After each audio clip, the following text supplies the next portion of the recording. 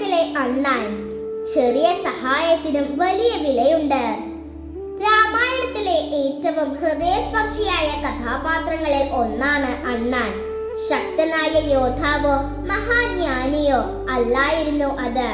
എന്നാൽ ആത്മാർത്ഥമായ സേവനവും നിസ്വാർത്ഥമായ മനസ്സും കൊണ്ട് അണ്ണാൻ രാമായണത്തിൽ എന്നും ഓർമ്മിക്കപ്പെടുന്ന ഒരു കഥാപാത്രമായി മാറി.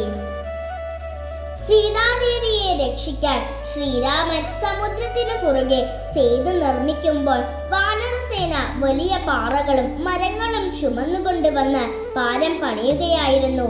ആ കാഴ്ച കണ്ട് ചെറിയ അണ്ണാനും തനിക്കാവുന്ന സഹായം ചെയ്യണമെന്ന് ആഗ്രഹിച്ചു.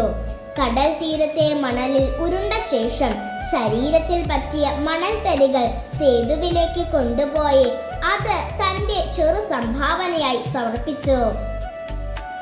ചിലർ ആ ചെറിയ ശ്രമത്തെ പരിഹസിച്ചുമെന്നാണ് പരമ്പരാഗത കഥ പറയുന്നത്. എന്നാൽ ശ്രീരാമൻ അണ്ണാന്റെ സ്നേഹവും സമർപ്പണവും മനസ്സിലാക്കി അതിനെ സ്നേഹത്തോടെ കയ്യിലെടുത്ത് പുറത്തു തലോടി അനുഗ്രഹിച്ചു. അന്നാണ് അണ്ണാന്റെ പുറത്ത് കാണുന്ന 3 വരകൾ ശ്രീരാമന്റെ വിരൽ അടയാളങ്ങളായി ലഭിച്ചതെന്ന് വിശ്വാസമുണ്ട്.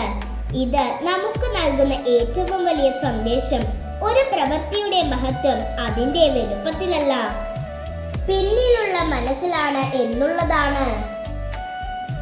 ഓരോരുത്തർക്കും കഴിവുകൾ വ്യത്യസ്തമാണ്.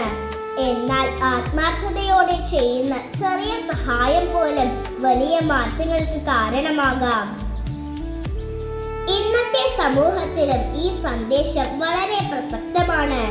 പരിസ്ഥിതി സംരക്ഷണമായാലും ജീവകാരുണ്യ പ്രവർത്തനങ്ങളായാലും വിദ്യാഭ്യാസത്തിനുള്ള പിന്തുണയായാലും മറ്റുള്ളവരെ സഹായിക്കുന്ന ചെറിയ പ്രവർത്തനങ്ങളായാലും എന്റെ പങ്ക് ചെറുതാണ് എന്ന് കരുതി ആരും പിന്നോട്ട് പോകരുത്.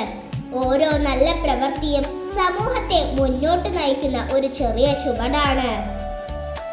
രാമായണത്തിലെ അണ്ണാൻ നമ്മെ പഠിപ്പിക്കുന്നത് ശക്തിയോ സ്ഥാനമോ പ്രശസ്തിയോ അല്ല യഥാർത്ഥ മഹത്വം നിർണയിക്കുന്നത് എന്നാണ്.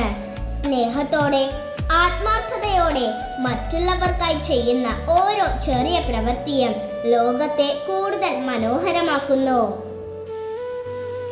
അതിനാൽ രാമായണത്തിലെ അണ്ണാൻ നമ്മോട് പറയുന്നത് ഒരു ലളിതമായ സത്യമാണ്.